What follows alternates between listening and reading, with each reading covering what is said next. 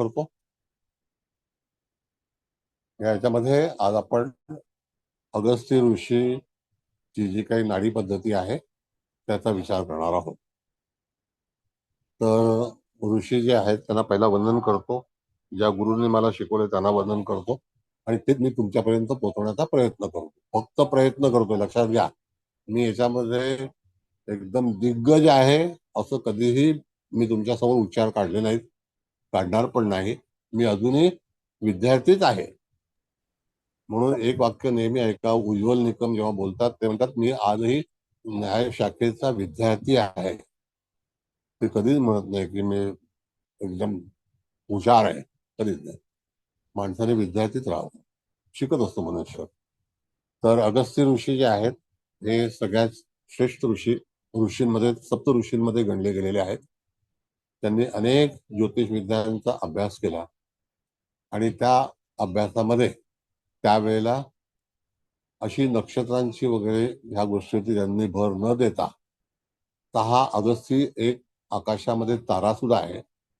जर तुम्हाला सप्तऋषी पाहायचे असेल तर त्यावेळेला तुम्हाला सिंह आणि धनुरास जेव्हा उदित होते, म्हणजे आता उदित झालेली आहे, शिवराज उदित होऊन कन्या लग्न सुरू झालेलं आहे, त्यावेळेला तुमच्या आकाशामध्ये उत्तर दिशेला सप्तऋषी दिसतात. त्याच्यामध्ये अगस्ती तारा आहे. आता हे अगस्ती तारा आणखी दुसरा एक भाग जो आहे तो तुमच्या उजव्या हाताला मिथुन राशीमध्ये उदित होते त्यावेळेला दिसतो. तर त्यावेळेला ओहोटी येते, कारण अगस्त्य ऋषींनी संपूर्ण समुद्र प्राशन केला होता, अशी व्याख्या आहे. सर एक मिनिट डिस्टर्ब करू? हा बोला. सॉरी सर, ते शीला गायकवाड त्यांचं नेट वीक असल्यामुळे त्या बाहेर पडला. त्यांचा मेसेज आलाय मला, आत घेता येईल का म्हणून. सॉरी ठीक आहे, सर, म्हणजे चालेल. त्यांचा मेसेज आणि फोन पण आला त्यांचा, त्याच्यामुळे मी तुम्हाला सांगितलं. Sorry sir. ठीक आहे. तर मग त्या ठिकाणी त्यांना सांगावं यायला, मी घेतो. तर त्या ठिकाणी त्यांनी ही जी पद्धती तयार केली, क्षमस्व पुन्हा एकदा. तर त्या ठिकाणी त्यांनी ज्योतिषशास्त्राबद्दलचा नाडीचा विषय केला. तत्पूर्वी जी नाडी आहे ती ताडपत्रावरती ते लिखाण जे आहे ते दक्षिण भारतातलं, त्याच्यावरून नाडीचं विवेचन कसं करायचं त्याबद्दलचा भाग होता. त्यानंतर मेथड जी आहे ती मेथड ज्योतिषमध्ये कशी तयार झाली त्याचा विचार अगस्ती नाडीचा केलेला आहे. त्यामध्ये राहू केतूचा समावेश केलेला नाही. राहू केतू त्याच्यातून त्यांनी बाजूला ठेवलेले आहेत. कळलं का? मग आता अशा ह्या राहू केतूला बाजूला ठेवल्यामुळे त्या ठिकाणी आपल्याला सूर्य आणि सूर्यादी ग्रह ह्याच्यावरती जास्तीत जास्त आपल्याला फलादेश करायचा आहे आणि असतो. त्याची जी प्रथा आहे, सिस्टम आहे, तर ती कशी आहे, तर ज्या ज्या राशींची तत्व आहेत ती तत्व आणि त्या तत्वांमध्ये असणारे ग्रह हे नशिबाच्या, म्हणजे जन्माच्या वेळेला कसे आले असतील किंवा कसे असतील त्याला अनुसरून त्या नाडीचा फलादेश करायचा असतो, असा नियम आहे. तर पहिल्यांदा तुम्हाला नियम शिकणं फार गरजेचं आहे. नियमाच्या याच्यामध्ये जो ग्रह ऍडव्हान्स आहे, आता तो ग्रह कदाचित चंद्र असू शकतो, कदाचित रवी असू शकतो, कदाचित बुध असू शकतो, कुठलाही ग्रह असू शकतो. पण रवी ते शनी असे जे सूर्यादी ग्रह आहेत, जे राशींचे मालक आहेत, त्याच्यावरती हा अभ्यासक्रम पूर्णपणे फलादेश केलेला आहे. म्हणजे त्याचा फलादेश कसा करावा, तर त्याचे जे काही त्याचे जे नियम आहेत ते नियम म्हणजे तुम्हाला पूर्णपणे त्या राशीमध्ये रवीपासून ते शनीपर्यंत इन बिटवीन प्रत्येक ग्रह हे कधी कुठल्या राशीमध्ये असतील, त्या तत्वामध्ये असतील. वायुतत्व आहे का, पृथ्वी तत्व आहे का, जलतत्व आहे का, अग्नितत्व आहे का, ह्याच्यावर विचार करायचा असतो, असं त्यांनी ठरवलेलं आहे. त्यामध्ये त्यांनी कालपुरुषाची जी रास आहे ती मेष रास ह्याला प्रथम स्थान म्हटलेलं आहे. आणि त्या प्रथम स्थानामध्ये अग्नितत्वामध्ये आलेले सर्व ग्रह 1, 5, 9 या राशीमध्ये जन्माच्या वेळेला आलेले सर्व ग्रह यांचा समावेश तिथे केलेला आहे आणि ते फक्त अग्नितत्वाशीच निगडीत अशी मांडणी करायची असते.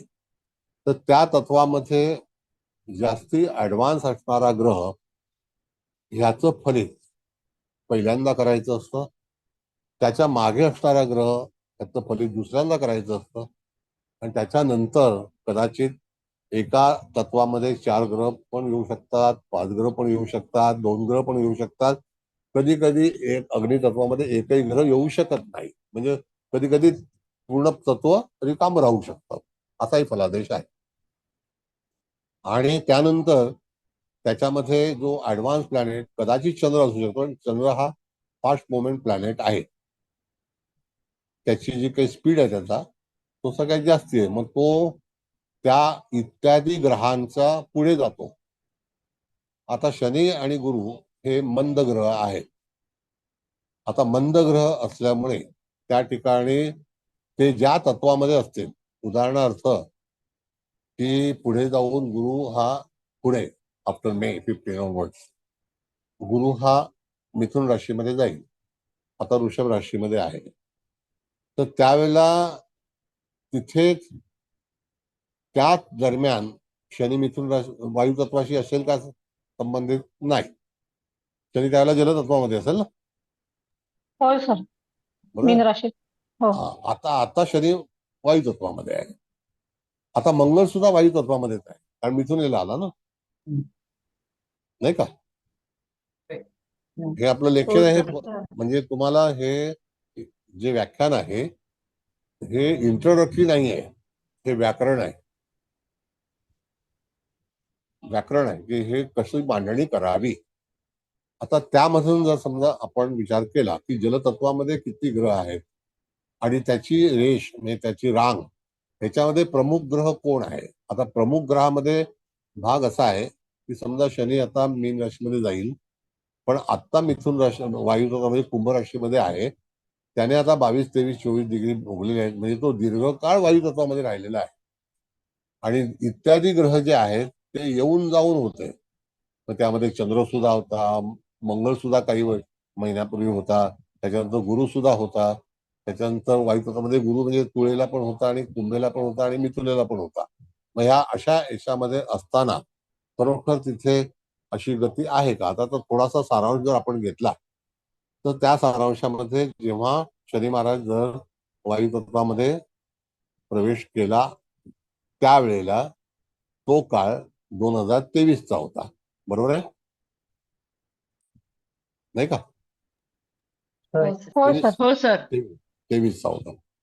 आता त्याच्यामध्ये गुरु हा ग्रह जरी मंदगतीचा असेल तरी सुद्धा तो वायुतत्वामध्ये कधी आलाय का. बघा, गुरु शनीची युती धनुराशीमध्ये आणि मकर राशीमध्ये झाली होती, हे निश्चित. हो सर. होय सर. बरोबर आहे ना? हा. मग धनुराश ही अग्नितत्वाची होती आणि पृथ्वी तत्वामध्ये गुरु शनीची युती म्हणजे मकर राशीमध्ये होती. त्यावेळेला कदाचित सूर्य, शुक्र, बुध आणि चंद्र हे 4 ग्रह, हे 2 ग्रह, असे 6 ग्रह आणि मंगळ ह्याच्यामध्ये तुम्हाला तफावत आढळेल की नाही. हे ग्रामर आहे, व्याकरण आहे. आढळणार ना. मग त्या ह्याच्यावरती समजा सूर्य हा 12 तारखेचा जन्म असेल म्हणजे त्याने ती रास पूर्णपणे 12 तारखेपर्यंत म्हणजे 28 अंश किंवा 27 अंश 26 अंश भोगलेले आहेत. नक्की आहे की नाही. म्हणजे तो मेजर प्लॅनेट आहे, म्हणजे तो लीडर आहे. पण यदा कदाचित आता ज्या वेळेला शनी राशांतर करेल त्यावेळेला सूर्य त्याला ओलांडून पुढे गेल्यानंतर शनी ग्रह हे मीन राशीमध्ये जाते. शनी मीन राशीमध्ये जाईल. बरोबर आहे. मग त्याच्या अगोदर साधारणतः 15 दिवस 20 दिवस तर ऍडव्हान्स प्लॅनेट कोण असेल तर शनीच असेल का. अशा बाळाचा जन्म झाला त्या दरम्यान तर त्यावेळेला कोण असेल ऍडव्हान्स मध्ये. शनीच असणार की नाही. शनीच असणार ना. म्हणजे ज्या वेळेला 14 फेब्रुवारीच्या दरम्यान आपण जर बघितलं तर 14 फेब्रुवारीला रवी हा कुंभ राशीमध्ये प्रवेश करेल किंवा 15 फेब्रुवारीला कधी करणार किंवा 16ला करणार. पण त्यावेळेला रवी एकच अंशाचा असेल की नाही कुंभ राशीमध्ये? हो सर. 1 अंश 19 कला 46 कला. हा. आणि किती तारखेला मॅडम? 14 तारखेला. 14 तारखेला सर. Okay fine. म्हणजे 14 ही फिक्स झाली, पण तरी सुद्धा हो. तो शनीपर्यंत पोहोचलेला नाहीये. म्हणजे नाडीमध्ये तो ग्रह दुय्यम आहे. Got it? म्हणजे हो. पूर्णपणे रास शनी महाराजांनी 2.5 वर्ष तिथे वास्तव्य केलं, तर त्यामध्ये नाडीमध्ये आपण जर बघितलं तर जास्तीत जास्त अनुभवी ग्रह त्यावेळेला 14 फेब्रुवारीच्या दरम्यान एखादं बाळ जन्माला आलं त्यावेळेला तिथे शनी हाच ग्रह प्रमुख असेल, त्याच्या याच्यावरतीच चालावं लागेल. बरोबर आहे? सर. आहे का? हो सर. आणि तर काय बोला? असं ऍक्च्युली मला एवढंच सांगायचं होतं की ऍक्च्युली ह्या वेळेला शनी 22 सालीच बदललाय आणि आता जो जवळजवळ 3 वर्ष कुंभेत आहे ह्या वेळेला तो 22 एप्रिललाच शनी 22 एप्रिललाच बदललाय सर. 22 एप्रिलला कधी? नाही सर 22 एप्रिल महिन्यातच बदल 2022 सर 2022 एप्रिल महिन्यात होता. पुन्हा तो मकरेत आला. मग 2023च्या जानेवारीला पुन्हा तो कुंभेत गेला आणि टेक्निकली त्याने 30 मंथच काढलेले आहेत राशीत. 3 वर्ष नाही काढलेले आहेत सर. बरं, कळलं का तुम्हाला त्या काय म्हणाल्या त्या? होय सर. हो सर. म्हणजे इथे कुंभ राशीमध्ये शनी महाराजांनी 30 महिने भोगले, पण तरी सुद्धा रवी आता तिथे प्रवेश करणार आहे. आता त्याच्या सोबत बुध पण असू शकेल. आता शुक्र सुद्धा त्याच राशीमध्ये होता, पण तो आता पुढे मीनेला गेलेला आहे. मग एखादं बाळ जेव्हा जन्माला आलं त्यावेळेला शुक्राचं आगमन झालं असेल तर शुक्र हा ज्युनियर आहे कुठपर्यंत? जोपर्यंत तो शनीला पार करत नाही तोपर्यंत. पण काही दरम्यान त्या ठिकाणी शुक्राने जेव्हा शनीला ओलांडलं त्यावेळेला शुक्र हा मेजर प्लॅनेट होतो त्या घटनेपुरती. आता समजा तो 4 दिवसाने राशांतर करणार असेल तर त्या 4 दिवसासाठी. कळलं? आता शुक्राची रास कोणती आहे इथे? मीन राशीमध्ये आता आहे का सध्याचं मोमेंट गोचर? हो सर. मीनेत आहे. मीनेत आहे. म्हणजे शनी आता फक्त एकटाच आहे. हो सर, एकटाच आहे आता. नाही, मी हे व्याकरण का सांगतो याला कारण आहे. शनी एकटाच आहे म्हणजे वायू तत्वामध्ये आता तुम्हाला 3 आणि 7 मध्ये एखादा ग्रह दिसतोय का? मंगळ आहे ना सर मिथुनेत. हा, मंगळ हा ज्युनियर आहे, वक्री आहे. हो नाही का? हो, तुळेत काही नाहीये. नाहीये. आता हा. तो वक्री असल्याने मला एक सांगा मॅडम, तो रेट्रोग्रेड आहे तर तो त्या वायू तत्वामध्ये शनीच्या 1 डिग्री पुढे आहे का मागे आहे? पुढे मंगळ आहे सर. किती अंशाचं आहे? 25 नाही, मंगळ अंशावर. किती अंश? 25 25 अंश. आणि शनी किती 23 अंशाचा आहे? 23 अंशाचे आहे. आता बघा, गणित व्यवस्थित लक्षात ठेवा. आता हा काळ जो चाललेला आहे सध्या, हा तुम्हाला वाटत नाही का राजकीय वादविवादाचा आहे म्हणून? जर एखाद्या व्यक्तीच्या जीवनामध्ये जर तिथे आंदोलन होणार असेल, मंगळ हा वक्री होऊन शनीला डॅश करण्याचा प्रयत्न करत असेल, तर त्या दरम्यान एका तत्वातून, बघा वाक्य पुन्हा सांगतो, मिथुनेचा आणि कुंभेचा संबंध फक्त तत्वाच्या अनुसरूनच आहे आणि तो त्याच्या जवळ जवळ येत चाललेला आहे की नाही? हो बरोबर आहे? आता जेव्हा मंगळ मार्गी होईल आणि पुन्हा कर्केत जाईल तर त्यावेळेला मंगळाचे अंश किती असतील आणि कधी असतील? 24 फेब्रुवारीला मार्गी होणार आहे सर. Okay fine. आता ज्या वेळेला 24 फेब्रुवारीला मार्गी होईल मॅडम असं पाठ पाहिजे गणित, बरोबर आहे. 24 हो. फेब्रुवारीला जेव्हा मार्गी होईल, म्हणजे आता 22 दिवस बाकी आहेत. आज 3 तारीख आहे, 21 दिवस बाकी आहेत, बरोबर आहे. तर मार्गी होत असताना मंगळ किती अंशाचा आहे? सर 22 अंशावरती मार्गी 22 अंशावरती आहे सर. आणि 22 तारखेलाच मार्गी होणार. हो 24 ला. 24 सर. बरं ठीक आहे. आता त्या ठिकाणी शनी महाराज किती अंशाचे आहे? 25 सर. 25. आता 25 अंश. मग त्यांची तेव्हा पुन्हा भेट, तेव्हा नाही, आता नाही, तेव्हा 24 मार्गी तारखेला होणार सर. आहे मंगळ तेव्हा. 24 तारखेला बरं. 25 अंशावरती. मग हं. तेव्हा ते भेट होणार की नाही त्यांची पुन्हा त्या तत्वामध्ये? हो सर. बघा आता असं आहे, आपण 3 डिव्हिजन केले, तर तिन्ही डिव्हिजन मध्ये पुनर्वसू नक्षत्र निश्चित आलं, पूर्वा भाद्रपदा नक्षत्र आलं, नाही का, आणि तिकडे विशाखा आलं तुळ राशीमध्ये. पण तुळ राशीचा ग्रह नाही. यदा कदाचित चंद्र येऊ शकतो त्या दरम्यान, नाही येऊ शकत का?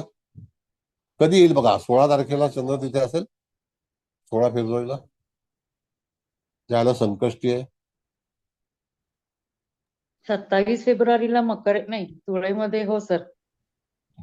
आहे 18 फेब्रुवारीला आहे मग 16 18 17 फेब्रुवारीला तुळेमध्ये चंद्र. मग तिथे तुळेला तिथे संकष्टी आहे की नाही? चित्रा नक्षत्र, कन्या रास आणि 16 तुळ रास. तारखेला संकष्टी आहे. 16 तारखेला 16. संकष्टी, पण हस्त तुळाला. नक्षत्रात आहे सर चंद्र. कुठला? हस्त नक्षत्रात आहे चंद्र. हस्त नक्षत्र, आणि त्याच्या पुढे चित्रा लागतं ना. होय सर. हो. म्हणजे तिथे राशी नाही लागत. 17 तारखेला रात्री लागतं. हा. 6:30च्या ठीक आहे. नंतर संध्याकाळी. हा, तुला आता मॅडम राशी- त्या तुळा राशीमध्ये आलं, बरोबर आहे. आता त्यावेळेला शनी, मंगळ, चंद्र हे तिन्ही ग्रह एका तत्वामध्ये येतील की नाही? हो सर. बरोबर आहे. बरं, आता त्याच्यामध्ये मांडणी कशी करावी? तर यदा कदाचित, मी परत सांगतो, यदा कदाचित मंगळ हा शनीला ओलांडून पुढे तो मेजर प्लॅनेट म्हणून जाईल, बरोबर आहे. आणि आफ्टर 2 days चंद्र हा मेजर प्लॅनेट असेल, कारण चंद्र हा जलद गतीचा प्लॅनेट आहे ना. मग त्यावेळेला तो विशाखामध्ये पुढे जाईल आणि कदाचित तो 29 अंशाला राहील. त्या दरम्यान त्या ठिकाणी तो मेजर प्लॅनेट असेल, त्या दिवशी करता, त्या दिवसाकरता, त्या तासाकरता, बरोबर आहे. येते लक्षात? लक्षात येत आहे. पण आता जर समजा तुम्ही बघितलं तर वायू तत्वामध्ये मंगळ आणि शनी हे 2 आहेत, एवढा नक्की.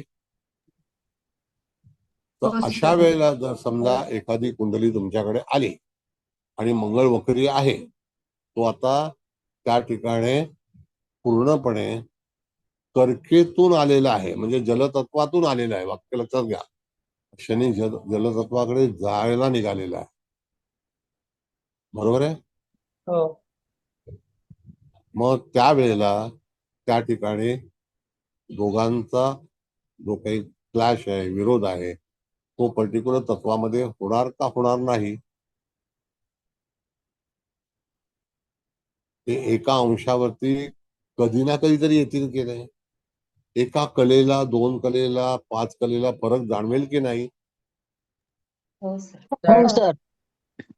बरोबर आहे. जाणवेल. अशा वेळेला जर एखादं मूल जन्माला आलं तर त्याची कुंडली बनवताना शनी मार्गी आहे एवढं निश्चित. त्यानंतर मंगळ सुद्धा मार्गीच होणार आहे ना. 24 ला होणार आहे. होणार ना, मार्गीच होणार ना. पण त्याशिवाय पुढे जाणार का सांगा? त्याशिवाय पुढे जाणार नाही ना. बर, आता येताना मंगळ हा वक्री आहे एवढं निश्चित. हो. हा, म्हणजे त्याची गणना वक्रीमध्येच होईल. मग आता जर तो वक्री ग्रह म्हणून आपण विचार केला वायू तत्वामध्ये, आणि शनी वायू तत्वात आहे, मंगळ वायू तत्वामध्ये आहे, तर तिथे जर एखाद्या पत्रिकेमध्ये अशी जर रचना असेल कुंडली बनवताना किंवा कुंडली वाचताना, बरोबर आहे, तर त्यावेळेला जातकाच्या जीवनामध्ये निश्चितच काही घडामोडी निश्चितच वाईट होतील, हा फलादेश आहे. आता वक्रीचं जे काही मॅनेजमेंट आहे किंवा वक्री ग्रह आलाय, ऍग्री, वक्री आहे हे निश्चित आहे, पण फलादेश काय करेल? तर त्याला तो सपोर्टेड आहे, तो त्याचा मित्र आहे, शत्रू आहे. मग एका तत्वामध्ये दोन ग्रह जर मित्र म्हणून तिथे वाटचाल करीत असतील, तो फायदा होईल का होणार नाही? सांगा. होईल, फायदा होईल सर. बरोबर आहे ना? जर ते मित्र हो. असतील तर, हो, आणि शत्रू असेल तर नुकसान होईल. नुकसान होईल. म्हणजे शनी मंगळ हे शत्रू आहेतच ना. हो, मुळात ते शत्रू आहेत. सर ऐका ना, एक हा. मिनिट. आता हे सारखे मला मेसेज यायला लागले. आता ह्या कुलकर्णी तृप्ती त्यांचा मेसेज येतोय आणि फोन पण त्या पण सगळे बाहेर पडतायत नेटमुळे आणि आत घ्या असं चाललंय त्यांचं सगळ्यांचं. बघा आता काय करायचं. नाही तर बाकी सगळ्या लोकांना खोललं ना तर ते झंझट होणार, मला काढावं लागेल. मी काही लॉक केलेलं नाही, पण त्या दिसत नाही मला. मला दिसतात सर आम्हाला. हा, तृप्ती कुलकर्णी तुम्हाला दिसतात. दिसत, घेऊ मग का तुम्ही सर घ्या, त्यांना? मग तुम्ही घ्या. घेऊ हा, दे मग का? त्यांना घ्या हा आतमध्ये. हा त्यांना घ्या हा आतमध्ये. हा बाकी हा बाकी त्या गायकवाड कोण आहेत त्यांना घ्या, हरकत नाही, नो प्रॉब्लेम. हा, मी घेतलं तृप्ती कुलकर्णींना बरं का सर. ठीक, चालेल. बर, आता सर मी एक हा प्रश्न विचारू. हा बोला बोला बोला. अं, आता मंगळ मिथुनाला 25 अंशावर आहे आणि शनी 23 अंशावर आहे. बरोबर. वायू म्हणजे तत्वात आहेत दोघे. म्हणजे मंगळ पुढे आहे. मंगळ पुढे आहे. पुढे मग आहे तो म्हणजे हा, बोला. कुंडलीप्रमाणे अग्रेसिव्ह तो होणार ना? Yes, तो लीडर आहे. हा हा, बस तेवढंच तो leader विचारायचं. आहे. आणि नाही, आता त्याच्यामध्ये फलादेश देऊ तुम्हाला. हा. तुम्ही हा विषय काढलाय, फार महत्वाचा विषय आहे मॅडम. आता मंगळ हा वक्रीच आहे एवढं निश्चित आहे की नाही? हो म्हणजे तो शनीला त्या ठिकाणी टकराव होणार वायू तत्वामध्ये.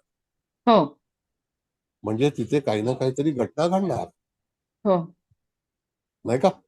हो बरं, आता तुम्हाला कल्पना आहे की परवा अमेरिकेमध्ये विमान पडलं. हम्म. अनेक प्रकारच्या घटना घडलेल्या आहेत. काल त्या राष्ट्राध्यक्षांना अटक केली गेली. हो ही पण एक घटना आहे ना, साऊथ कोरियाची.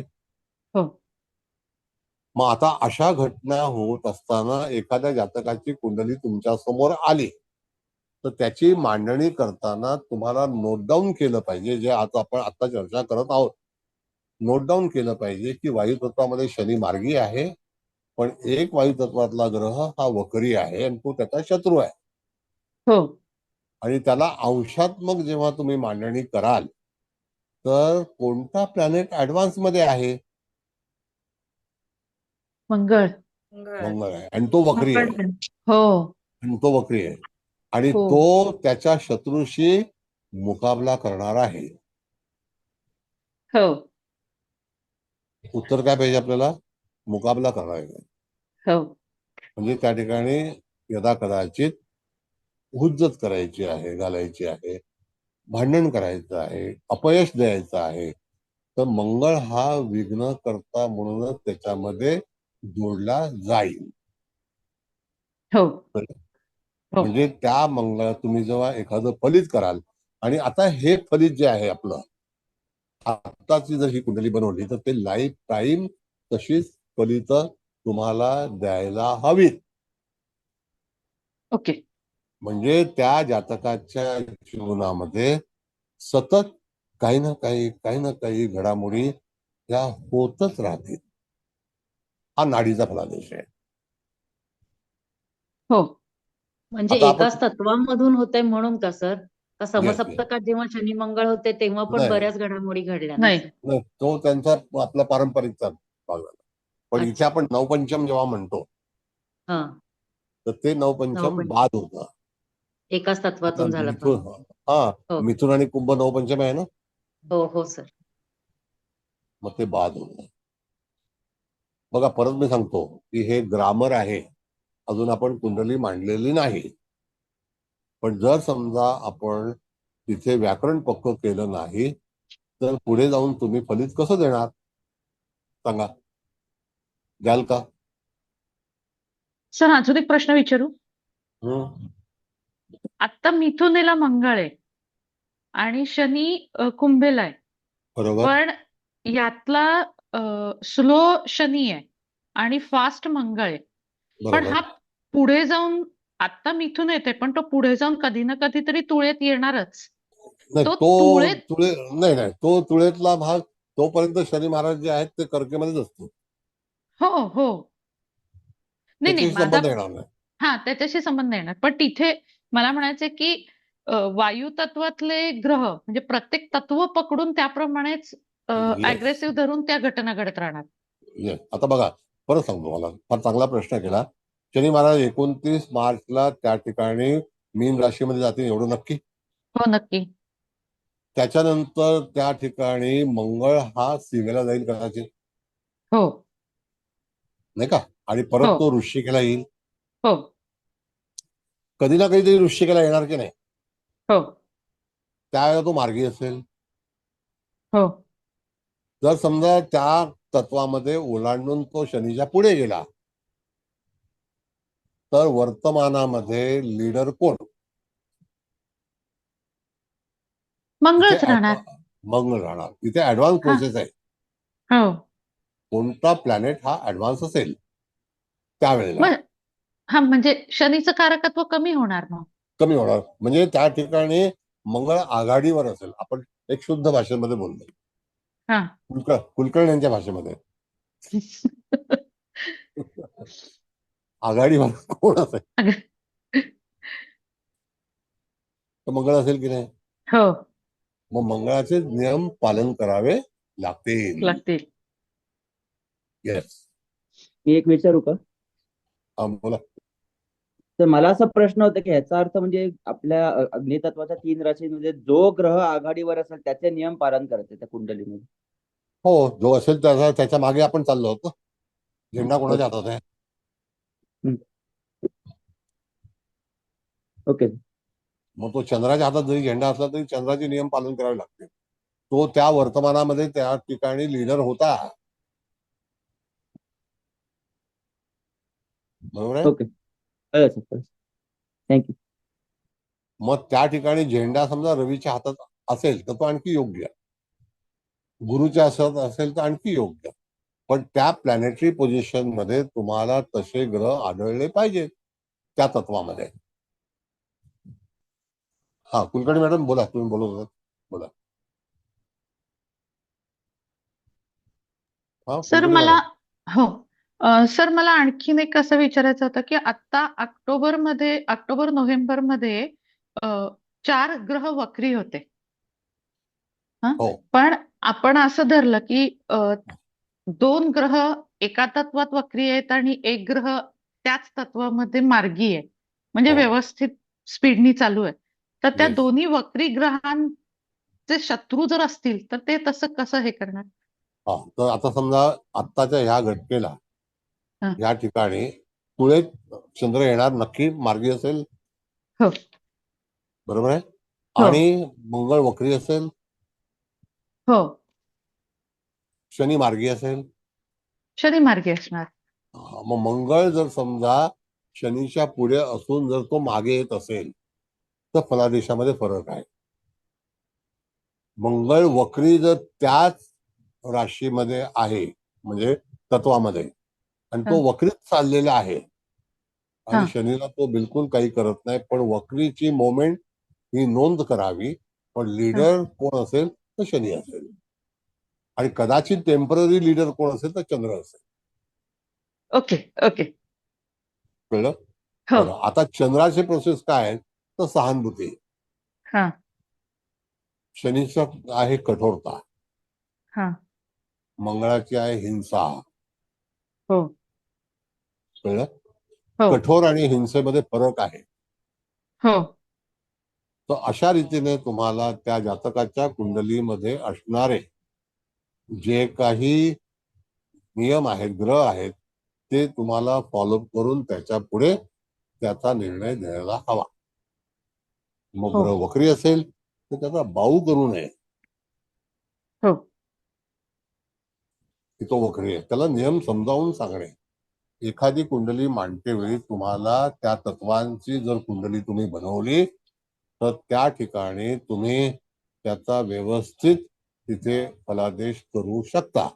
अदरवाईज तुमचा फलादेश का चुकतोय? कारण तुमचं निरीक्षण नाही. आता जर समजा एखादी कुंडली 1955 सालची आहे, एखादी कुंडली 1970 सालची आहे, कुठलीही कुंडली येऊ शकते. ती कुंडली जेव्हा प्रेझेंट होते तर त्यावेळेला त्याची स्थिती तुम्हाला पहिल्यांदा काय करायला हवं? तर पहिल्यांदा तत्वांची निवड करायला हवी. त्याकरता मेष लग्नाची कुंडली कागदावरती मांडून तुम्हाला तिथे त्याची नोंद ठेवावी लागेल की अग्नी तत्वामध्ये किती ग्रह आहेत, पृथ्वी तत्वामध्ये किती ग्रह आहेत, वायू तत्वामध्ये किती ग्रह आहेत आणि कर्क म्हणजे जलतत्वामध्ये किती ग्रह आहेत. बरोबर? हो. मग अशा तऱ्हेने तुम्हाला मांडणी करून त्या कुंडलीची किंमत ठरवावी लागेल. किंमत म्हणजे व्हॅल्यू. हो. तो कसा जाईल, कोण त्याला सपोर्टेड आहे का? आता मगाशी ज्या पोलीस कमिशनरची आपण कुंडली पाहिली त्यात मंगळ वक्री होता, पण त्याचा मित्र चंद्र त्याच राशीमध्ये होता. दुसरा ग्रह नाहीये. नाहीये. बरोबर आहे? हो. शनी आणि शुक्राचं अग्नितत्व आहे. होय. सीमेला एकही ग्रह नाही, नाहीये. धनुला एकही ग्रह नाही. याचा अर्थ की त्या मेष राशीमध्ये शनी शुक्रच राज्य करणार आहे आणि शनी हा सरकारी प्रशासनामधला ग्रह आहे. कळलं? हो. हो. आणि तसेच ते दोन मित्र, असेच हे दोन मित्र जे वायू तत्वामध्ये आहेत, पृथ्वी आपल्या अग्नितत्वामध्ये आहेत आणि तसेच ते दोन मित्र जलतत्वामध्ये आहेत. त्यांना बाधा देणारा ग्रह आहे का कुठला? नाही. नाही. म्हणजे 7 ग्रहांपैकी 4 ग्रह हे पूर्णपणे त्याच्यामध्ये सहमत झाले. आता राहिला वायू तत्वामध्ये, तिथे गुरु आहे आणि तो कमी अंशाचा आहे. बरोबर आहे? हो. 2 अंश. मग त्यामध्ये जर समजा वायू तत्वामध्ये आणखी एखादा ग्रह असता तो कदाचित मेजर झाला असता, हो. ज्युनियर नसता. आता तिथे गुरु एकटाच आहे आणि तो ज्युनियर आहे. पण ज्युनियर म्हणजे त्या राशीतला तो बॉस आहे त्या हो. तत्वातला. त्याच्या नाही का? तत्वात. हो. येस, हे चातुर्य आहे. आता जर तुम्हाला स्टेप बाय स्टेप जर हायर लेवलला फलादेश देण्याला आवश्यकता असेल किंवा इच्छा असेल, आपण नंबर ऑफ सिस्टम शिकलेलो आहोत, नाही का? हो. कितीतरी पद्धती आपण शिकलो. हो. मग अशा वेळेला तुम्हाला त्या ठिकाणी तो गुरु केतुयुक्त आहे म्हणून त्या गुरुला केतू बरोबर धरू नका, हो. हो. असं अगस्ती ऋषींचं म्हणणं आहे. हे मी तुम्हाला सांगतोय. होय सर. येतंय लक्षात?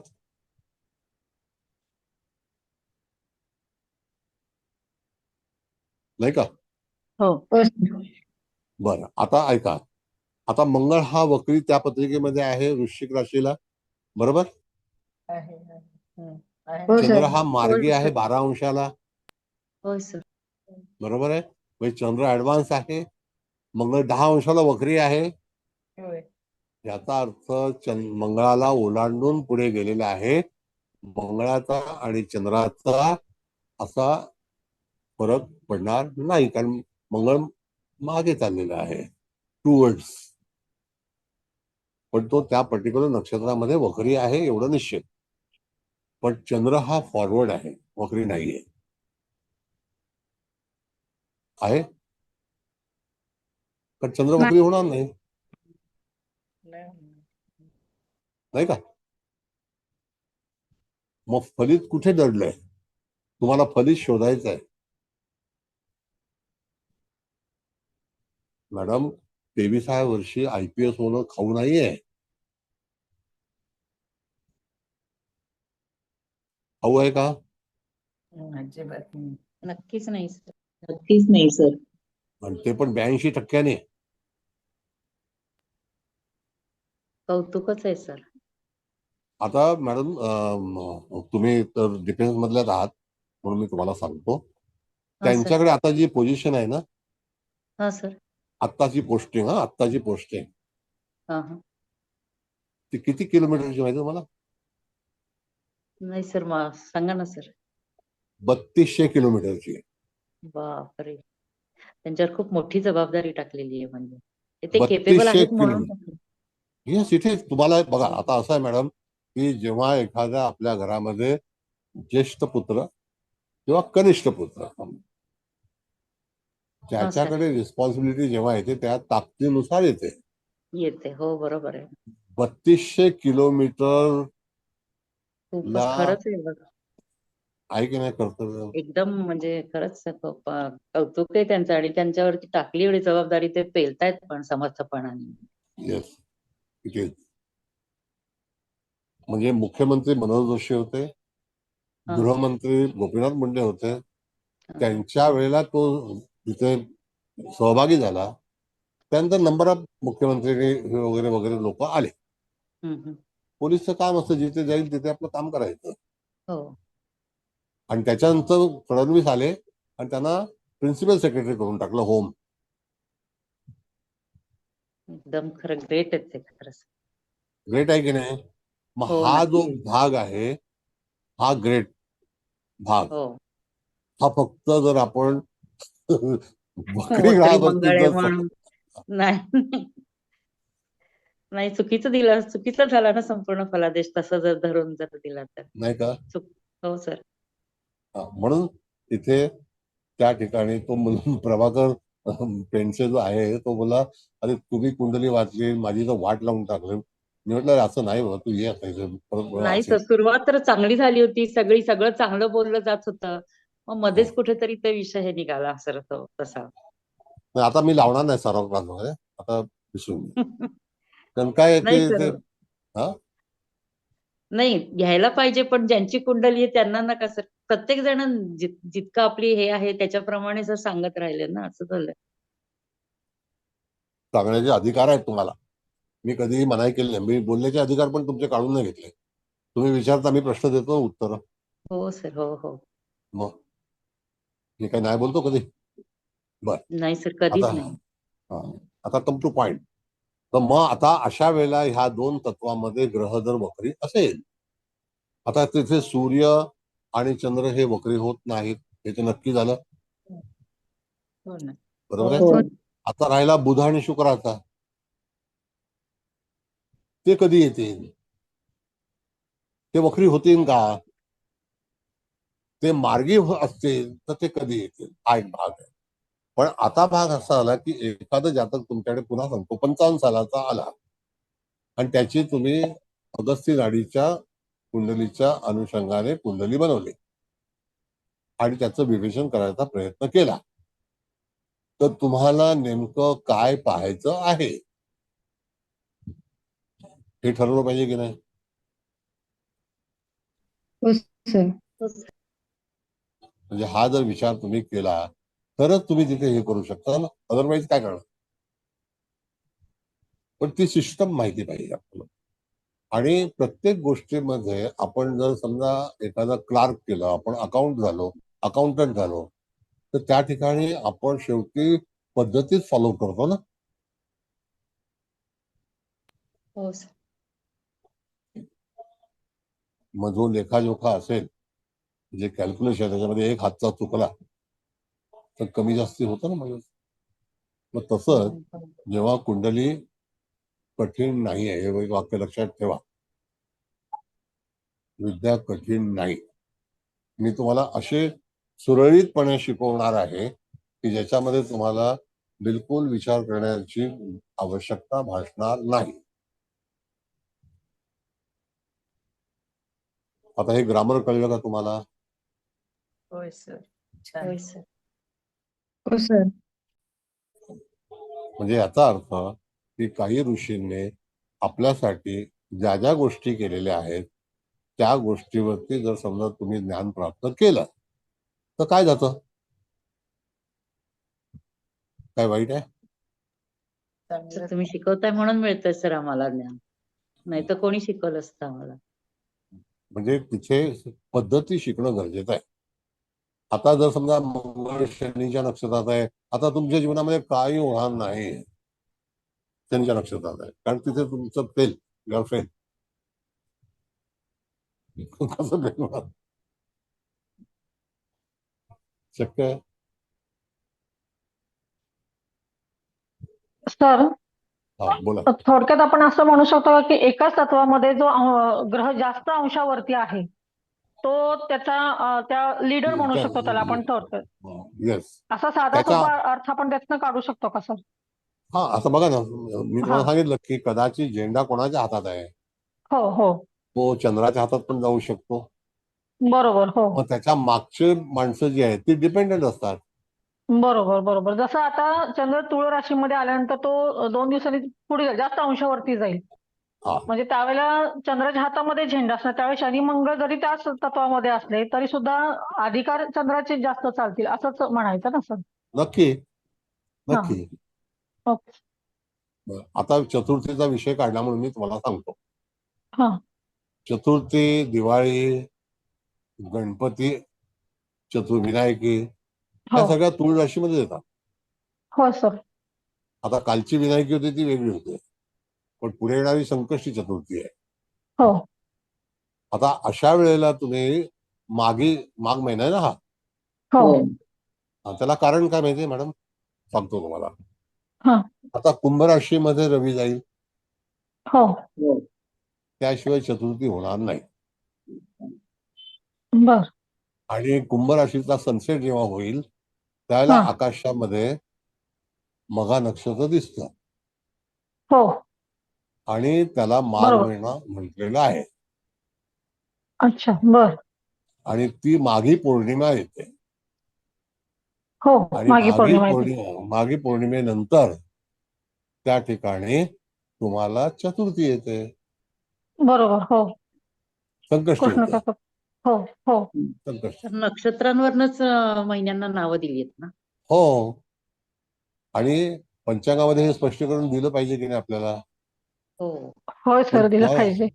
तुम्हाला शिकवायचं नाही. सर ह्या सगळ्या गोष्टी सर तुम्हीच शिकवता आम्हाला, दुसरं आम्हाला कुठूनच कळलेलंच नाहीये सर ह्या गोष्टी. आणि ह्या नाही, ठीक टेक्निकल आहे. पार्ट मुळामध्ये तुम्ही जास्तीचं शिकवता ना, नियमाला महत्व आहे सर. बाकी सगळ्या गोष्टी आपल्याला दिसतातच पत्रिकेमध्ये, पण नियम सांगणारं फक्त तुम्हीच आहात सर, दुसरे कोणी सांगितलं नाहीत नियम सर आजपर्यंत. स्त्रीचा डोळा, पुरुषाचा डोळा. तर शास्त्रीमध्ये हे गणित शिकवायला पाहिजे सगळं सर, नाही का? हो, ते काय करतील काय नाही. नाही खरं हे गणित शिकवायला पाहिजे, हे ठेवायला पाहिजे अभ्यासक्रमामध्ये, नाही ठेवणार तर ते. ते चांगलं पक्क होईल सर. त्यांनी मला हाकललं. नाही सर, हा ग्रह इथं आहे, तो ग्रह काय तिथं आहे, ते तर दिसतच आहे ना सर. ते पुन्हा पुन्हा सांगायची गरज काय आहे? तर तुम्ही पत्रिका शिकवली तर ते विद्यार्थ्यांना पण दिसतंय ना सर डोळ्यांनी. हो, पत्रिका समोर ठेवल्यानंतर त्यात तुम्ही आणखीन त्याचं विवेचन करण्याची काहीच गरज नाहीये. तुम्ही नियम सांगा ना. फलादेशासाठी जे नियम लागू होतात ते सांगितलं तर फलादेश करता येऊ शकतो. हा ह्याच्यात जाऊन घरात जाऊन तुम्हाला बसतोय, तो तिथे जाऊन बसलाय, ह्याला काही अर्थ नाहीये ना. काहीच ती म्हणजे नाही. वरवरची बडबड झाली फक्त ती. तुम्हाला कालचा जो अनुभव बघायचा असेल ना, सुशील कुलकर्णीने एवढं सुंदर विवेचन केलं, एवढं सुंदर, की ह्या सगळ्या ज्या पदव्या आहेत, आचार्य, शास्त्री, ह्या कोणी पंडित. लावू शकत नाही. पंडित हो. ह्या कोणीही लावू शकत नाही. तुम्हाला त्याचं मूल्यमापन असेल तरच करू शकता. त्याच्यावरती बरोबर. त्यांनी भरपूर काही गोष्टी सुचवल्या. तुम्हाला ते अधिकार नाहीत. जसं एखाद्या व्यक्तीला न्यायाधीश म्हणण्यासाठी तर न्यायालयाची तिथे परवानगी लागते, ती परीक्षा हो पास सर. व्हावी ते लागते. सर मगाशी पण तुम्ही सांगितलं उज्ज्वल निकम सारखे व्यक्ती जर अजून आम्ही शिकतो असं म्हणतात तर आपल्याला काय अधिकार आहे एखादी लावण्याचा असेल? त्यांनी काल अधिकारच भरपूर नाही. हे हो केलेले की तिथे तुम्ही लावताय, वाटेल त्या पदव्या लावताय, तेवढ्या पदव्या सांगितल्या, म्हणजे ह्या पदव्या त्यांनी लावू फार नका. खूप पदव्या सांगितल्या, 108 1008 ही पण पदवी आहे सर. भरपूर पदव्या सांगितल्या काल. ऐकलं ना तुम्ही? हो सर, मी बघते सुशील कुलकर्णींचं. माझा आवडता हिरो आहे. मला पण खूप आवडतात, त्यामुळे मी लाईक पण करते आणि नोट्स त्यांना कमेंट्स पण पाठवते. फार गुणी गुणी माणूस आहे, अतिशय चांगला आहे, नॉन करप्ट आहे. बरं ठीक आहे. चला आता हा जो भाग आहे मसळा, हा तुम्हाला कळला का? सर सर मी हो एक सर. जरा विचारू का? हा बोला बोला. सर सॉरी, मला अर्धा तास माझं मिस झालं किंवा माझा हा आता मी दुसरा याच्यावर केलाय, पण मला एक गोष्ट नाही कळली की गुरु आणि केतूचं तुम्ही काहीतरी म्हणालात की गुरु आणि केतूचा हे धरायचं नाही.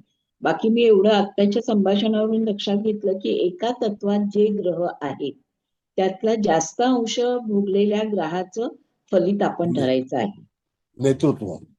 नेतृत्व. हा, पण गुरु केतूचं काय म्हणालात ते सर मला कळलं नाही. गुरुचं असं आहे की त्या कुंडलीमध्ये जी वृश्चिक लग्नाची कुंडली आपण हो. त्या कनिष्ठची मांडली होती, तर हा. त्या कुंडलीमध्ये मॅडम तिथे केतू गुरुची युती आहे, जी 2 अंशावरती आहे.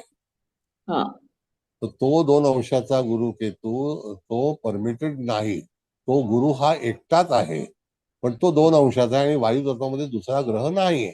म्हणून हा. द लीडर ऑफ वायू तत्व एरीज हा. लीडर. ते दोन. आता समजा एखादी व्यक्ती तुमच्याकडे आली हा. आणि कुंभ राशीचा गुरु आहे असं समजा, हा. आणि वायू तत्वामध्ये इत्यादी ग्रह नाही, हा. तर ज्या काही 3, 7, 11च्या ज्या राशी असतील त्या गुरुच्या आधिपत्याखालीच असतील. होय. तिथे हा. दुसरा ग्रह हस्तक्षेप करू शकणार नाही. हे अगस्ती नाडीचे नियम आहेत. हा. कळलं का? होय. हे अगस्ती नाडीचे नियम आहेत. म्हणजे त्याला अनुसरूनच तुमच्या पुढे गुरु विद्वत आहे ना. हा. बरं, आता समजा त्यावेळेला आपण गोचर पण विचार केला, तर गोचर करताना सुद्धा पुन्हा तेच नियम पाळायचे. जर एखादा ग्रह वक्री होणार असेल आणि तो त्या राशीमध्ये प्रस्थान किंवा त्या तत्वामध्ये भ्रमण करणार असेल, तर यदा कदाचित तो दुसऱ्या ग्रहाला त्रास देऊन त्याच्या पलीकडे जाणार असेल. कधी कधी असं होतं की एखादा ग्रह एंटर करतो वक्री म्हणून, आणि तो पापग्रह असेल, पापग्रहाचा उल्लेख आहे याच्यामध्ये. बुध शुक्र हे शुभग्रह आहेत, हे कधीही कोणाला डिस्टर्ब करत नाहीत. कळलं? पण रवी सारखा ग्रह पण रवी वक्री होतच नाही. रवी जर वक्री झाला तर समजा तो जगच बुडालं. तर तसं नाही, फक्त शनी गुरु हे जे ग्रह आहेत आणि मंगळ. आता मंगळ वक्री दिसतोय म्हणून नाही तर मंगळ काय रेग्युलर वक्री होतोय असं नाहीये. कळलं? मग तशा वेळेला तुम्हाला जर एखादा वक्री ग्रह आढळला आणि तो तिथे जाऊन आढळणार असेल तर निश्चित काहीतरी घटना होईल. आणि तो कुठल्या तत्वामध्ये आहे त्यावेळेला तिथे काही घटना होते. आता जसं एक व्यक्ती पुण्यामध्ये आजारी आहे, त्याचं शिव लग्न आहे आणि आता सप्तमातून शनी चाललेला आहे, चतुर्थावरती वृश्चिकला दृष्टी आहे की नाही? हो, 10वी हो सर. हा. लगेच डॉक्टरने ऑपरेशन सांगितलं हार्टचं. त्यांना मी सांगितलं नाही, ऑपरेशन करू नका, थोडं जप करा, तुम्हाला सुधारणा होईल. लगेच डॉक्टर सांगितलं ओपन हार्ट करावं लागेल. म्हणजे हे असे त्रास जाणवतात. कळलं का? असा भाग. आता त्याच्यानंतर आता परत आपलं व्याकरण चालू आहे, लक्षात घ्या. त्याच्यानंतर आपल्याला असा विचार करायचा आहे की ट्रान्झिट्स मध्ये येणारे ग्रह हे किती दिवसांनी आतमध्ये प्रवेश करणार आहेत,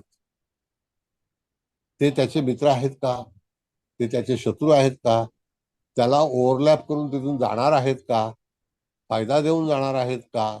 मग अशा तत्वानुसार आपण जर पाहिलं की त्या ठिकाणी जर समजा 3, 7, 11 ह्यांच्या ज्या राशी असतील त्यांना पुढे जाऊन गुरु हा जेव्हा 15 मे नंतर जेव्हा मिथुन राशीमध्ये जाईल त्यावेळेला त्या राशीना तिथे फायदा पोहोचेल. कारण गुरु एंटर होणार आहे ना. पण कधी पोहोचेल? तो जेव्हा त्या ग्रहाला ओलांडून जाईल आणि तो प्रतिनिधित्व करेल गोचरीमध्ये. बघा परत सांगतो, प्रतिनिधित्व त्याच वेळेला. मग त्याला थोडासा अवधी लागेल, थोडं थांबावं लागेल. कळलं? बरं, त्यावेळेला गुरु वक्री होणारच आहे, नाही होणार असं नाही. आपण गुरु वक्री होणार आहे, मग त्याला वक्रीची जी काही परिस्थिती असेल ती सांगायची आपल्याला. पण वक्री ग्रहासोबत तो गोचरीचा आहे का मूळ जन्माच्या वेळेला आहे का, तर तसं तुम्ही कॅल्क्युलेशन करून ठेवायचं. जर एखादा ग्रह वक्री असेल म्हणजे त्याला तो ग्रह अडवण्याचा प्रयत्न करेल. जसं उदाहरणार्थ आता आपलं चाललेलं आहे, शनी हा मार्गी आहे, मंगळ हा वक्री आहे, पण तो एका तत्वात आहे. तर तिथे निश्चित एखाद्या जातकाच्या पत्रिकेमध्ये जर वायू तत्वामध्ये असणाऱ्या ग्रहाला मंगळ तापदायक ठरू शकतो, नाही का? होय सर. बरोबर आहे ना? सर पण एक विचार कमी बोला. म्हणजे हे अगस्ती नाडीमध्ये फक्त वायुतत्वाच्याच ग्रहांचा नाही नाही, तत्वातल्या सगळ्यात सगळ्या तत्वांचं ना. मग आता समजा अग्नितत्वामध्ये एखादा जलतत्वाचा ग्रह असेल आणि तो समजा प्रतिनिधित्व करत असेल तर त्याला त्याचे तेवढे हे राहणार नाही ना सर? काय म्हणजे अग्नितत्वाच्या राशीमध्ये जलतत्वाचा ग्रह. नाही, एक मिनिट, त्याची तो हा कुठल्याही सर. तत्वात असो. आता उदाहरणार्थ कर्क लग्नाला षष्ठ हा. स्थानामध्ये येणारी रास कोणती आहे? धनु. धनु. हो त्याच्यामध्ये गुरु शनी आहेत. हो हो सर. त्यांनी फायदे दिले की नाही? हो दिले. मग नाही पण मी विचारते म्हणजे आता समजा फायदे दिले शुक्र की असतात नाही? तिथे, नाही समजा नाही, एक मिनिट, शुक्र असतात तो अग्नितत्वामध्ये जलतत्वाचा ग्रह. तरी सुद्धा दिला असता तर त्या प्रकारचं तत्व त्याला भोगावंच लागतं. अच्छा, पण म्हणजे चांगलं फळ देईल का वाईट फळ देईल असं असं मला परत तेच आहे, विचारायचं. फळ चांगलंच मिळणार. मी काय सांगितलं, आता गुरु शनी जर अग्नितत्वामध्ये आहे, हो ऍडव्हान्स कोण आहे? हो ऍडव्हान्स बघायला माहिती नाही सर. शुक्र आहे सर, शुक्र नाही नाही, 17 तिथे डिग्री. नाही नाही, नाही. त्या दुसऱ्या कुंडलीबद्दल बोलतात सर. हा. हा, मग त्या त्या दुसऱ्या ठिकाणी कुंडलीच सांगते मी. शनी शुक्र मेष राशीमध्ये आहे ना. अरे शुक्र बेटा 17 नाही डिग्रीत आहे. बाबा, ए बाबा ऐक. हा मग सर काय म्हणताय? गीता मॅडम नाही सर, बघून सांगू का मी? सांगतायत. हा, नाही एक मिनिट मॅडम, ऐका, आपण डिस्कस करूया. धनु राशीमध्ये गुरु शनीची युती ही 1959 त्या दरम्यान 58-59 तर साली शनी होती. 18 अंशावर आहे आणि गुरु 1 अंशावर. म्हणजे शनी लिडर आहे. शनी हो मग शनी हा सरकारचा कारक आहे. हो गुरु हा मोबदला देणारा आहे. हो मग त्या ठिकाणी शनीने मोबदला दिला गुरुकडे, दिला. हो बरोबर आहे. असा भाग. कळलं? हो sir. Who is the leader? Shani. असं आहे, शनी. हं. बरं, आता म्हणजे याच्यावरून इथे सर, हा. आता तुम्ही गुरु शनीचं म्हणालात की एक कायद्याचा किंवा सरकारचा कारक आहे आणि एक आर्थिक याचा कारक आहे. पण मग इथे आपण पहिलं ज्याचं अंश जास्त आहे येस, ते आधी बघायचे आणि त्याला नक्की सेकंड जो आहे तो त्याला सपोर्ट करतो आपल्या सपोर्ट ह्याच्याप्रमाणे. करतो. येस. आता जर समजा या ठिकाणी असा योग आला, आता आपण असं समजूया की हा शनी मंगळाची युती झाली, ह्याच राशीमध्ये झाली होती. हा गुरु शनी मंगळ हे या राशीमध्ये होते 1959 साली, आणि शनी लीडर होता. त्याला मंगळाचं आणि गुरुचं जास्ती चाललं नाही, शनीचंच चाललं. हा कळलं? हा. असं आहे. मग ह्या शनीच्या याच्यामध्ये आपण जे काही नातेमंडळी अमुक तमुक जे काय आहेत ते, मग त्या ह्याच्यामध्ये ग स नावाच्या व्यक्तीपासून त्या ठिकाणी लाभदायक ठरवू शकेल असा आपण तिथे फलादेश द्यायचा असतो. आता मॅडम सांगते.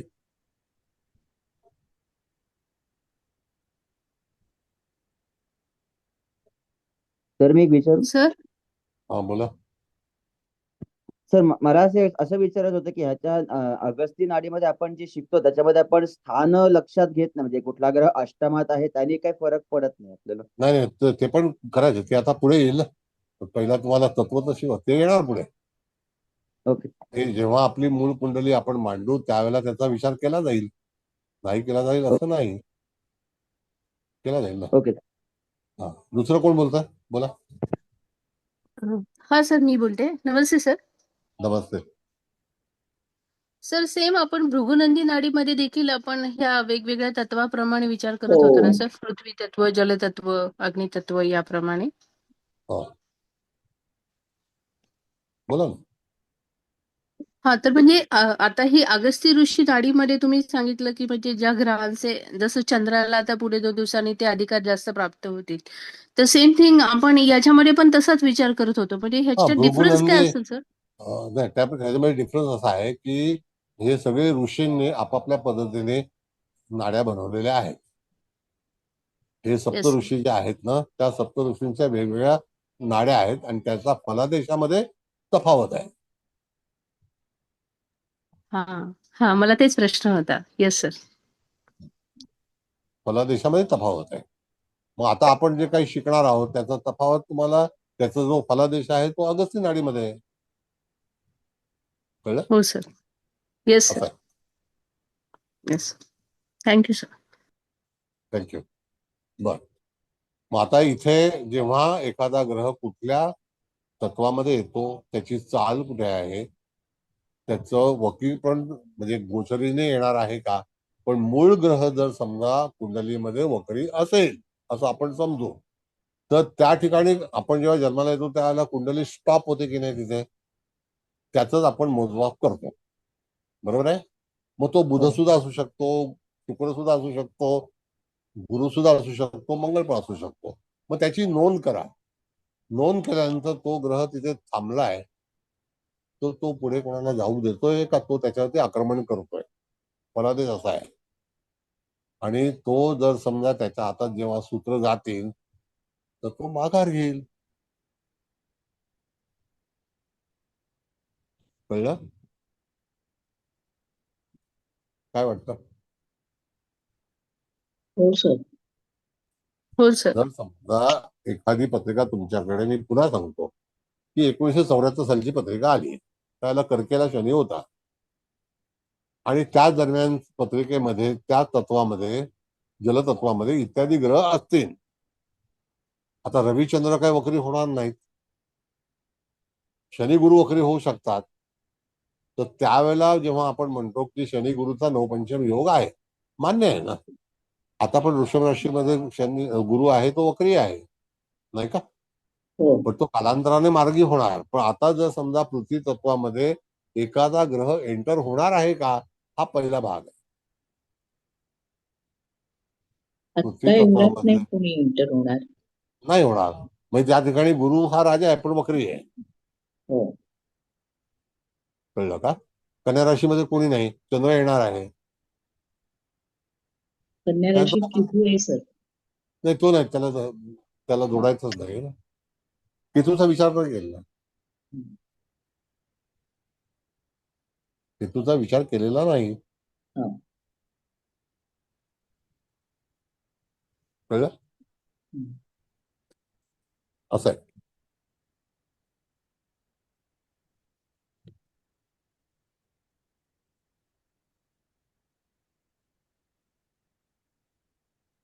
पण सगळ्यांना मी एक विनंती करेन की कुठल्याही परिस्थितीमध्ये तुमच्याकडे जातक आल्यानंतर त्याला अशा काही सगळ्या मांडणी अशी आहे, त्याच्यामुळे तुझ्या जीवनामध्ये असं होणार आहे, अमुक होणार आहे, तमुक होणार आहे, असं नका सांगू. त्याचे प्रश्न कसे सुटतील, तर त्याकरता ट्रान्झिस्टचा जास्तीत जास्त वापर करा. मूळ कुंडलीचा वापर अवश्य करावा. संकट ही कधी कधी एखाद्या व्यक्तीच्या जीवनातील संकट कधीही दूर होत नाही, ती तशीच राहतात. त्याच्यावरती तुम्ही कितीही उपाय केले तर पण सर तिथे जातक नेहमी सोल्युशन मागायलाच येतात ना, की नाही, ह्याच्यावर बरोबर काय आहे. उपाय सांगा, आज प्रश्न आज घेऊन मी येतात. आज मी ऑडिओ पाठवला होता. आज हा ऑडिओ सर. पाठवला होता, तो ऐकला असेल तुम्ही. तर होय. त्याच्यामध्ये सर. त्यांनी नामाचा उल्लेख केलेला आहे. नामस्मरणाचं. हो हो हो हा, मग तुम्ही ते सांगू शकता की नाही? हो. हो सर, तेवढे पेशन्स नसतात ना, पण होय त्यांना सर. असं वाटतं की लगेच व्हावी एखादी गोष्ट, म्हणजे जे काय प्रॉब्लेम असतील लगेच सुटावे असं वाटतं सर त्यांना. ठीक आहे, प्रश्न हे सगळ्यांना येतात. प्रश्न सगळ्यांना येतात. आता काल त्या सोनिया गांधी आपल्या राष्ट्रपतींना काहीतरी बोलल्या, तर ते अपमानास्पद आहे, चांगली गोष्ट नाही आहे. हो सर. शेवटी ते आपल्या राष्ट्रपती आहेत. हो. म्हणजे अशा काही वेळेला काही गोष्टी होतात माणसाच्या जीवनामध्ये. सर एक विचारू? बोला.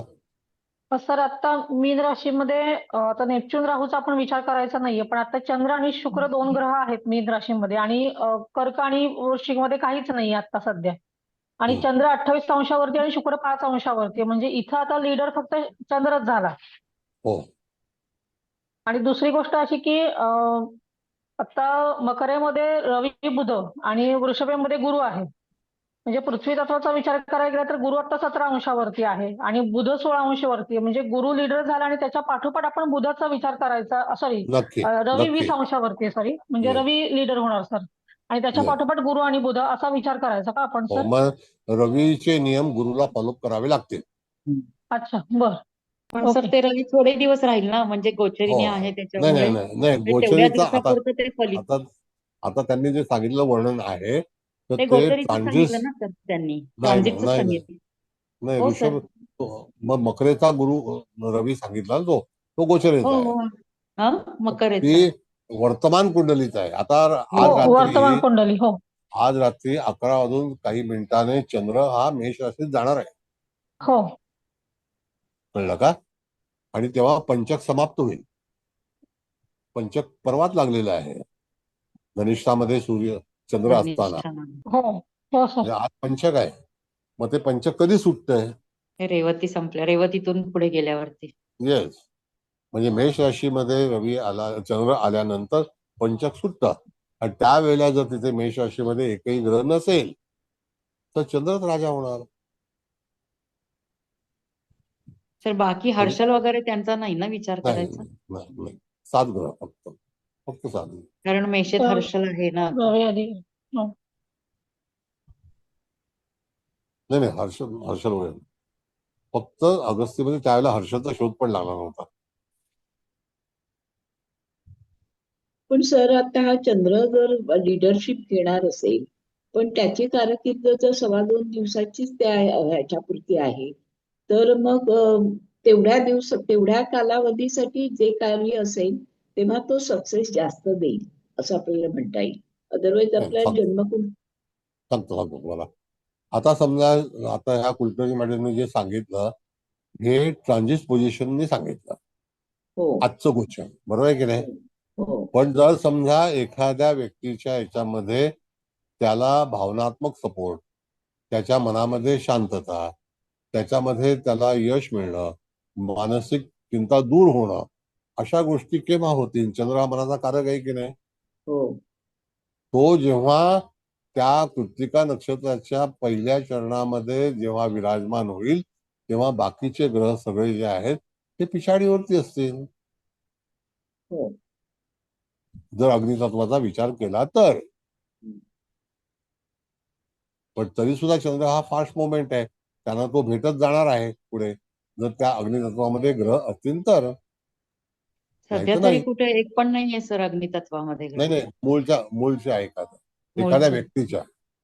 एखाद्या व्यक्तीच्या अग्नितत्वामध्ये जर ग्रह असतील आणि तो जर चिंतेमध्ये असेल आणि त्यावेळेला 1-5-9 मधून जर चंद्राचा प्रवास असेल तर पर्टिक्युलर डिग्रीवरती आल्यानंतर त्या जातकाच्या जीवनामध्ये मानसिक समाधान होऊ शकतं. कळलं? हा चंद्राचा भाग आहे. म्हणजे सर मग त्यावेळेला आता चंद्र जास्त डिग्री आल्यानंतर समाधान मिळू शकेल असं म्हणायचं. कमी डिग्री हो असल्यानंतर हो, त्याला त्रास असेल काहीतरी. Has to weight.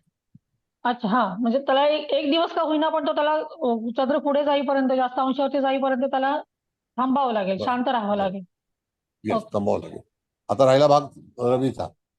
रवी जर समजा मोमेंट मध्ये आपण बघितलं की एक गुरु हा 2 अंशाचा आहे मूळच्या कुंडलीमध्ये, आणि त्या ठिकाणी आपल्याला 3 सेक्शन्स आहेत. त्या 3 सेक्शन्स मध्ये जर समजा आता तुम्ही पृथ्वी तत्वाचं बोलताय म्हणून, पण मूळचा जर समजा गुरु हा वायू तत्वामध्ये आहे असं आपण समजूया. आता रवी जेव्हा 3, 7, 11 मध्ये जाईल त्यावेळेला त्या गुरुला, मूळच्या गुरुला एक जास्ती प्राधान्य येईल. कधी येईल, कधी दिलं जाईल प्राधान्य, तर त्याला सपोर्ट तेव्हा मिळेल जेव्हा रवी त्याला ओलांडेल तेव्हा. रवीच्या मागे गुरुच्या मागे रवी असल्यानंतर तो फलादेश मिळणार नाही, तो गुरुवरती डिपेंडेंट राहील. अशा एखाद्या कुंडलीमध्ये जन्मताच गुरु जर लीडर असेल आणि रवी मागे असेल तर रवीला डिपेंडंट राहावं लागतं. हा फलादेश आहे. कळलं? समजा मूळचा गुरु हा 20 अंशाचा आहे आणि मूळचा रवी हा 3 अंशाचा आहे, त्याचा अर्थ रवी डिपेंडेंट आहे, तो जरी मुख्य तारा असला तरी. कळलं? हो सर. हो सर. कळलं का? असा भाग. आणि त्यातल्या त्यात 2 मित्र एकत्र येणं हा सुद्धा एक फलादेश आहे. 2 शत्रू एकत्र येणं हा सुद्धा एक फलादेश आहे. 2 पापग्रह एकत्र येणं हा सुद्धा फलादेश आहे. 1 पापग्रह आणि 1 शुभग्रह येणं हा सुद्धा फलादेश आहे. मगाशी मी त्या कमिशनर साहेबांची जी पत्रिका जी मांडली तर त्याच्यावरती तुम्हाला एक गुरु हा वायू तत्वातला आणि रवी वायू तत्वातला आहे ना.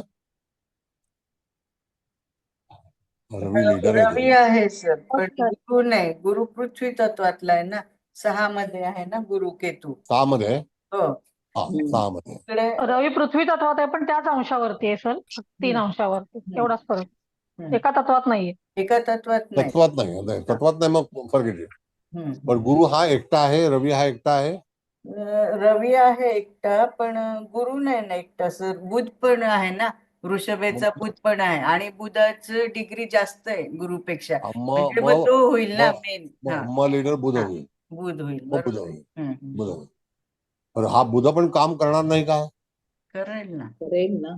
2 शुभग्रह आहेत, हे पण नाही का? आहेत शुभ आहे, बरोबर. हा पण फलादेश आहे. हा पण फलादेश. आवाज बंद करणे. सर मी विचारू, हा, बोला. ह्या एकाच तत्वामध्ये जर एक ग्रह, आता जसं आपण पृथ्वी तत्व पकडलं तर मकरेमध्ये एक ग्रह आहे 3 अंशावरती आणि दुसरा ग्रह आहे वृषभेमध्ये 3 अंशावरती, तर मग कोण हे पकडायचं? एकाच विकला अंशावर आणि जर कले ग्रह असतील तर. विकला आणि कलेचा पण विचार करणे मॅडम, असे कधीच होत नाही. नाही जेव्हा होत एका नाही, तत्व पण इन केस असं आलं तर. कसं होणार? कले आणि विकलेचा फरक तुम्हाला दिसणारच अच्छा. मॅडम. अहो, सेकंदाचा फरक म्हणजे विकला आहे. हो.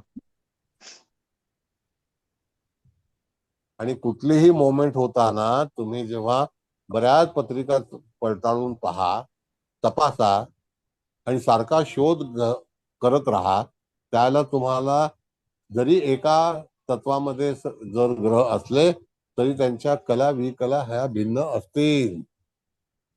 हो, बरोबर आहे. आणि शेवटी ते ऑर्बिट आहे. हो सर, बरोबर आहे. असं होऊ शकतं. पण त्याच्यामध्ये जो लिडरशिप आहे, जसं आपण एका मार्काने, पण तुम्हाला मी एक गंमत सांगतो आणखी. पोलीसमध्ये असा कायदा आहे, कायदा म्हणजे वैयक्तिक त्याचं हे आहे. 2 IPS ऑफिसर आहेत, 2, आणि एक 82 मार्काने पास झाला आणि एक 81 मार्काने. दोघंही एकाच गाडीत बसले, पण जो 81% पास झालेला मनुष्य हा ड्रायव्हरच्या मागे असेल, त्याला लेफ्टला बसता येणार नाही. आलं लक्षात सर. मग इथे हा पण भाग सांगितलेला आहे कायद्याच्या भाषेत.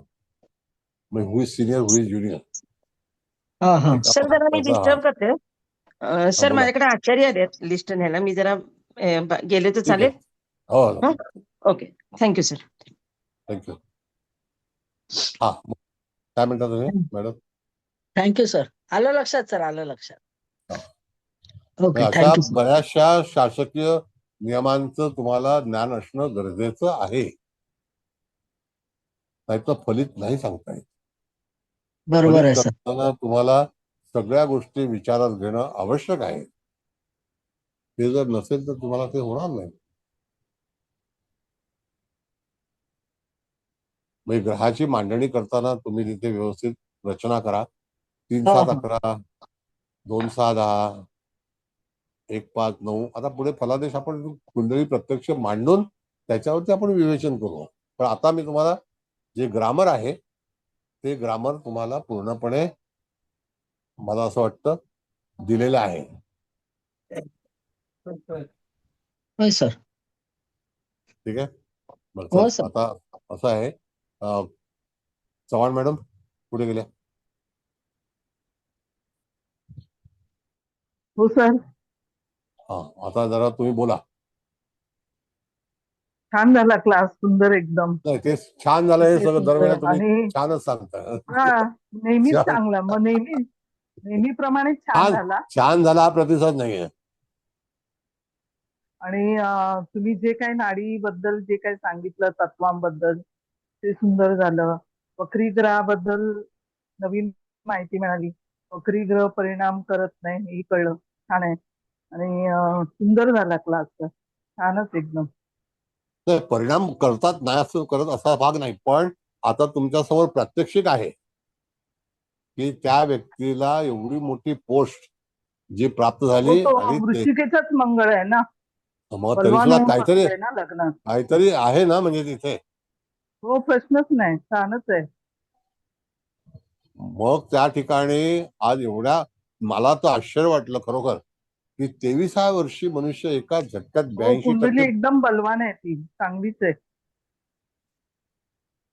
मग तिथे जेव्हा आपण विचार करतो जसं आता अग्नितत्वाचा विचार केला तर शनी आणि शुक्र हे दोघंही षष्ठ स्थानामध्ये आहेत. शनी हा सरकारी नोकरीचा कारग्रह आहे आणि तो षष्ठात आलाय. आता बघा तुम्ही पवार साहेबांच्या षष्ठामध्ये गुरु शनीची युती आहे मेष राशीमध्ये आणि सोबत चंद्र सुद्धा आहे. गुरु शनी चंद्र. मग आता त्यावेळेला त्या ठिकाणी आपण जर बघितलं तर ते बलवान अजूनपर्यंत आहेत ना, अजूनही झुंज देतच आहेत. हो ऑपोजिट मंगळ शुक्र आहे. मग ते झुंज देतच आहेत ना. हम्म. आणि लग्नात रवी बुध आहे. लग्न वृश्चिकेचं आहे ना. म्हणजे लग्नी तिथे जी रवी. कपॅसिटी आहे. आज विचार करा तो मी काका घात केला आता पुतळ्या घात करून गेला. काका मला वाचवा आता पुतळ्या मला वाचवा. चल फरक पडला. काही वेळेला संकटे जी येतात तर ती संकट कशा रीतीने येतात. आता त्यांच्याही पत्रिकेमध्ये मी तुम्हाला सांगतो मॅडम की गुरु शनी दोघेही वक्री आहेत.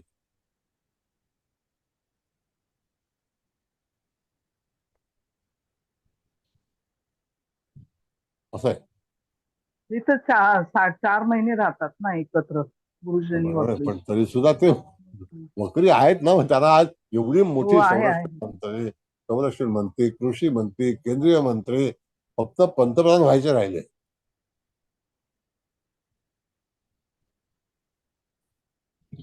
असं एनिवे बरं आता आणखी कोणाला काही बोलायचं आहे, काही कळलं नाही का, काही टीका करायची असेल मला काही हरकत नाही. No problem. बोला. आवडलं नाही असं काय असेल तर सर बरं. चांगला आता झाला क्लास. काही लोकांना घेतलं नाही याला कारण असं आहे हे नेहमी येत नाहीत. मनुष्य नेहमी आला पाहिजे. एवढे चांगले चांगले विषय आहेत त्यांनी यायला पाहिजे ना. नमस्कार सर, खूप सुंदर झाला क्लास. नमस्ते. एकतर नाडीमुळे या ह्याच्यामध्ये की ग्रहाच्या अंशांचं महत्व आणि ज्या अंशाचा म्हणजे जास्ती अंशाचा ग्रह कशीच पूर्ण त्याच्या हातामध्ये सर्व सत्ता असल्यासारखा म्हणजे गोचरीचा विचार इथे जास्त झालेला असा वाटला. कारण जसे जसे ग्रह पुढे जाणार आहेत किंवा कुठला ग्रह कुणाच्या मागे अथवा पुढे आहे त्या दृष्टीने आपल्या आयुष्यावर होणारा त्याचा परिणाम याचा कसा विचार करायचा हे अतिशय उत्कृष्टरित्या तुम्ही छान एक्सप्लेन केलं आणि तुम्ही खूप सिंपल भाषेत ते एक्सप्लेन केल्यामुळे लक्षात आलं सर की अंशानुसार ग्रहाला महत्व देऊन त्या पिरियडमध्ये तो ग्रह आपल्यासाठी काम करणारा असेल असं आपण विचार करू शकतो. खूप छान समजलं सर आज पहिल्याच लेक्चरमध्ये ते. खूप थँक्यू सर. धन्यवाद सर. Thank you madam. आता तुम्हाला सांगतो की युट्यूबला तुम्ही गेलात ना हा सर. तर परवा मी जस्ट असा विचार केला की बघूया जाऊन काय, तर हा हा त्या याच्यावरती नाडीवरती एकही व्याख्यान नाही एकही नाहीये सर. आणि मी ऑलरेडी चेक केलं. एकही नाही. नाहीये. आणि काही लोकांनी फक्त असा गोंधळ करून टाकलाय, पण ते फलादेश किंवा लेसन नाही नाहीये. हा नाहीये सर. तिथे म्हणजे फलादेशाचा विचार कसा करायचा यामध्ये असा काहीच उल्लेख कुठेही नाहीये सर. म्हणजे ते सिस्टम पण समजावून सांगत नाही. नाही नाही सर. कारण का ती सिस्टम पूर्ण तिथे कुठेच कुणीही एकतर ह्या विषयीचं फार काही प्रतिपादन केलेलंच नाहीये. त्याच्याविषयी एक्सप्लेनेशन नाहीये. सो त्या सिस्टमचा म्हणजे मग त्यातून फलादेश हा तर खूप पुढचा विषय झाला सर. तो उमंग तनेजा जो आहे ना हा हा त्याचे व्हिडिओ 11 वर्षापूर्वीचा.